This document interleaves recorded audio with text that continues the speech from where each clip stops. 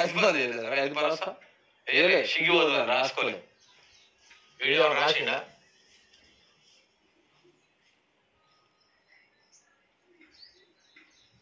అగో రాసి చూసావా రైతు భరోసా డబ్బులు వచ్చాయి రైతుల ఖాతాలో 2423 కోట్లు ఈ నెల ఇప్పుడు రైతు అసలు ఇప్పుడు ఇది ఏం నెల మే నెల ఇప్పుడు రైతులు ఏం చేసుకుంటారు ఏం చేయరు ఎండలకి ఇంటికన్నా కూర్చుంటారు పెద్దగా పొద్దుగాల పూట సాయంత్రం పూట బాయికాడికి పోయేస్తారు అట్లా ఉంటుంది ఇక ఇప్పుడు రైతు బంధు రైతు భరోసా పైసలు వచ్చాయంటారు ఈ ఆంధ్రజ్యోతి కానీ ఈ వెలుగు రాసిందా ఒకసారి చూద్దాం ఇప్పుడు రైతు భరోసా వచ్చింది రాసిందా అగో రైతు భరోసా వచ్చింది అన్నదాత అకౌంట్ లో 2వ విడత డబ్బులు జమ అయినాయి 5 ఎకరాలకు పైన ఉన్న భూమి ఉన్న వాళ్ళకు మొదలైన సాయం 7 ఎకరాల వరకు ఉన్న రైతుల అకౌంట్ లోకి పడిన పైసలు రేపటిలోగా అందరికీ రైతు భరోసా 6.65 లక్షల మంది రైతులకు 2423 కోట్లు విడుదల ఈ యాసంగిలో మొత్తం 68.99 లక్షల మందికి లబ్ధి ఇక ఇప్పుడు చెప్పాలి మిత్రులారా రైతులకు వచ్చింది రైతు భరోసానా రైతు బందా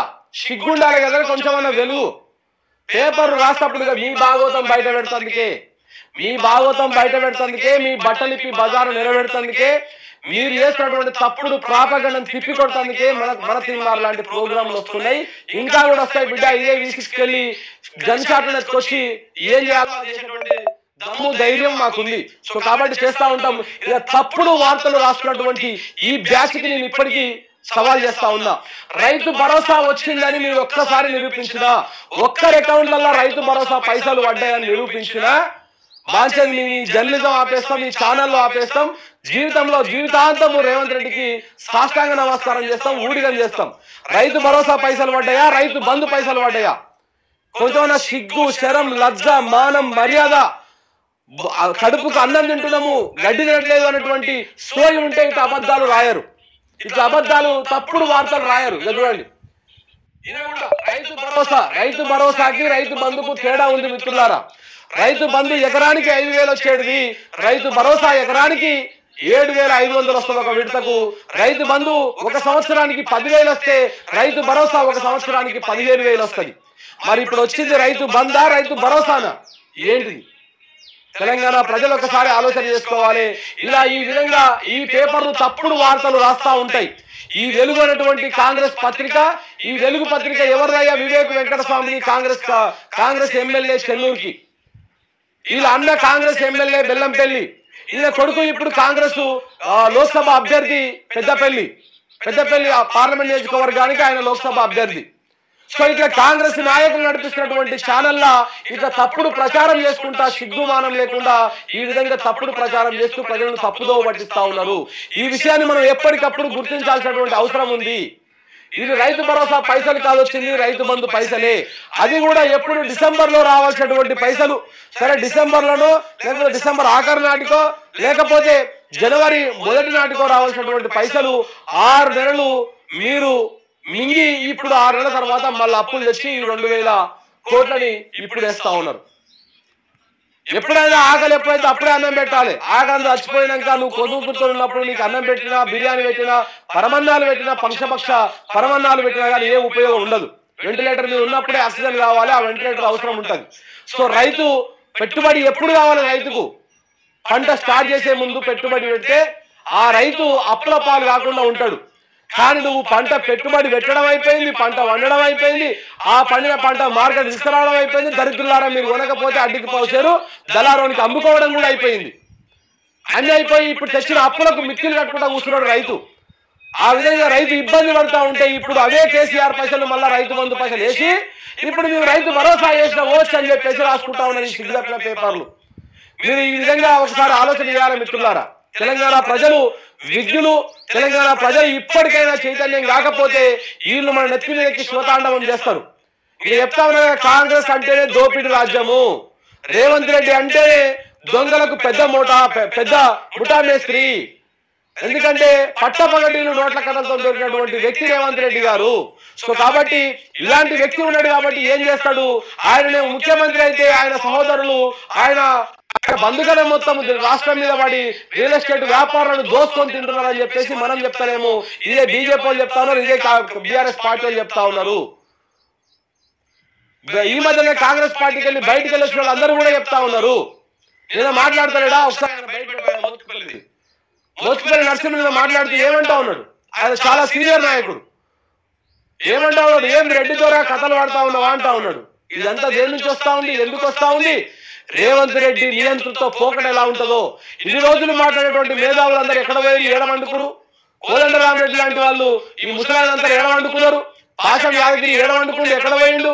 అతను మురళి ఏ పొక్కల వండాడు? ఏడవండుకురండి మీరందరూ. ఎందుకో మరి ఇప్పటికీ ఇంకా వస్తలేదండి, ఏడ ప్రజలు గెలుస్తలేదని చెప్పేసి ముఖ్యమంత్రి నిలదీస్తలేరు. చేతనైతే లేదా, భయం అయితే సుస్సు పడతా ఉందా మీకు ఆయన చూస్తే? కాబట్టి ఈ విధంగా తప్పుడు వార్తలు రాస్తా ఉన్నారు. ప్రజలారా, తెలంగాణ ప్రజలారా అర్థం చేసుకోండి, ఇది వచ్చింది రైతు భరోసా కాదు, రైతు బంధు పైసలే. అదే 5,000 రూపాయలు 6 నెలల పాటు నాంచి ఇవే రైతు బంధు పైసలేసి రైతు భరోసా చేసామని సిగ్గు లేకుండా అబద్ధాలు రాస్తా ఉన్నారు. వీళ్ళ భాగవతం కూడా ఎక్కుతాం మేము. రాధాకృష్ణ ఎక్కువ ఉంటది, మామూలు ఉండదు. ఆ ఊళ్ళో రైతు భరోసా డబ్బులు వచ్చాయంట.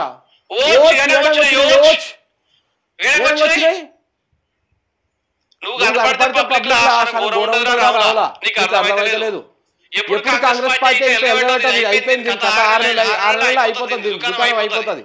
రేవంత్ రెడ్డి బీజేపీలో పోవడా, లేకపోతే మా కాంగ్రెస్ ఆల్రెడీ ముఠా రెడీ చేస్తా ఉన్నాడంట, అటు పోవడం ఇటు పోవడం ఏదో జరుగుతుంది. అప్పుడు బతుకంతా ఇంకో తిరుగు ఉంటుంది. ఈసారి ఎవరైనా రాని అధికారంలోకి ఇవన్నీ బుక్బాక్ చేసుకోవాల్సినటువంటి అవసరం కూడా ఉంది.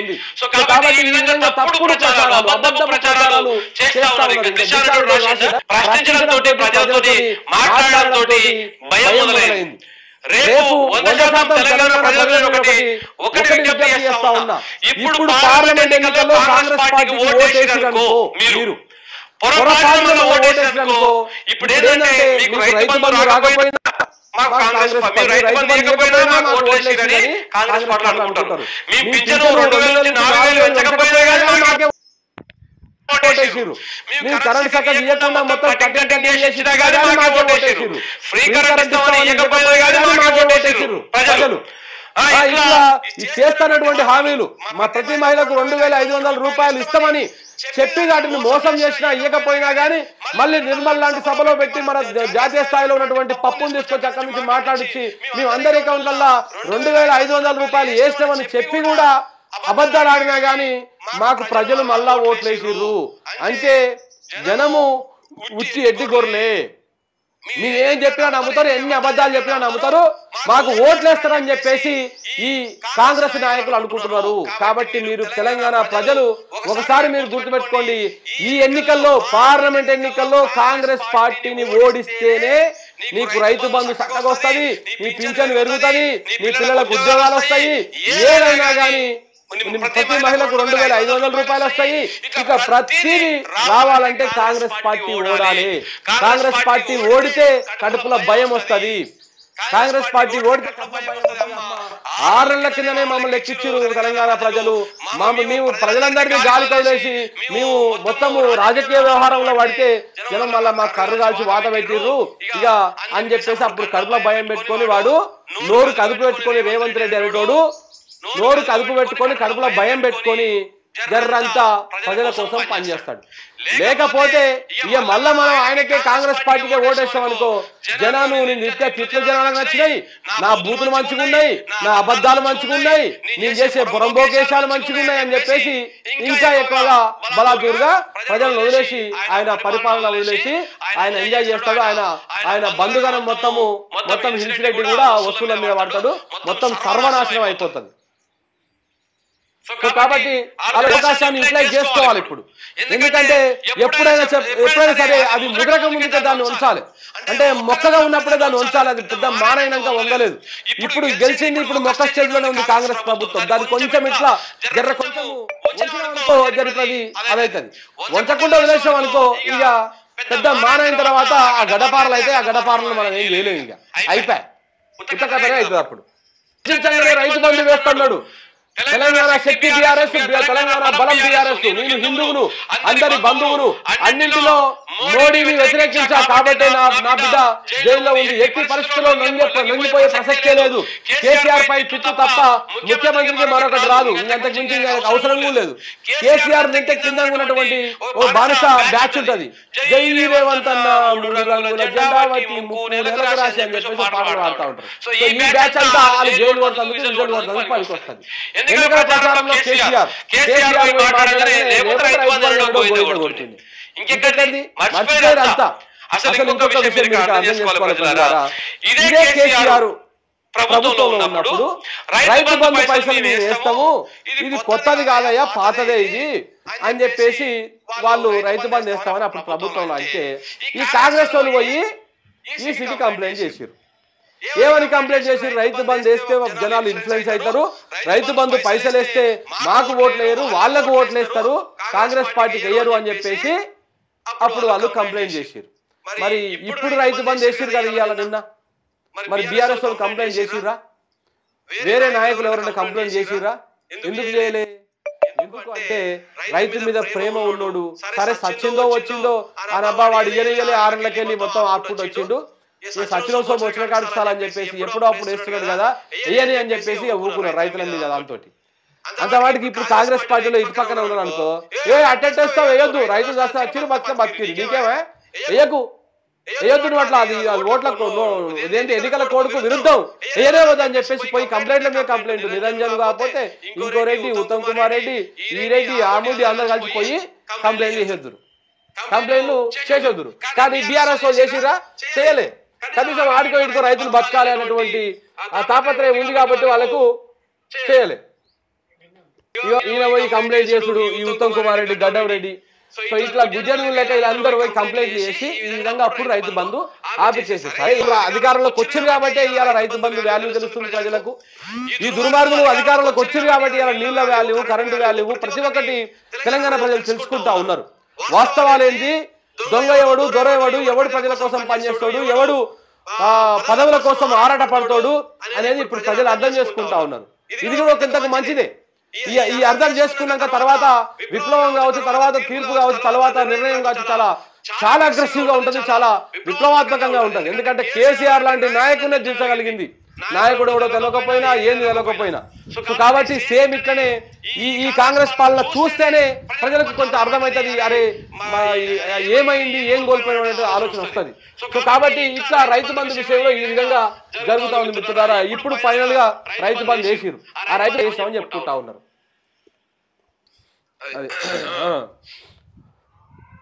ఏమంటుంది అక్క, హామీల అమలు 100 రోజుల్లోనే హామీలు అమలు చేయడం సిగ్గుచేటు. చెప్పినప్పుడు మీకు సిగ్గు లేదక్క, మరి నేను అనకూడదు అట్లా, కానీ మరి నువ్వు అంటున్నావు కాబట్టి నేను అంటున్నా. మరి ఆయన మీ 100 రోజులలో అమలు చేస్తామని పెద్ద పెద్ద ఆ పత్రికలలో యాడ్లు ఇచ్చినప్పుడు ఆయన మనకేం లేదా అక్క ఇట్లాంటిది సిగ్గు లాంటిది. మరి ఇవాళ నువ్వు సిగ్గుచేటంటావు అక్క, ఎట్లా అంటావు చెప్పు? నువ్వు ఒక మహిళ అయి ఉండి నోరుకు అదుపు ఉండాలి కదా, నువ్వు అంటే మన అవతలోడు అంటాడనేటువంటి సోయి ఉండాలి కదా. ఇప్పుడు 100 రోజుల్లో అమలు చేయాలనడం సిగ్గుచేటంట. మరి 100 రోజుల్లో అమలు చేస్తామని చెప్పినటువంటి సన్నాసులకు సిగ్గు లేదా? మీ కాంగ్రెస్ పార్టీకి సిగ్గు లేదా? సిగ్గు లేకుండానే పేపర్లలో యాడ్లు ఇచ్చిర్రా? ఇంత పెద్ద పెద్ద యాడ్లు ఇచ్చి దాని సంతకాలు పెట్టి ఎవరిని మోసం చేస్తానికి చెప్పారు మరి ఆ మాటలు? దేనికోసం చెప్పారు?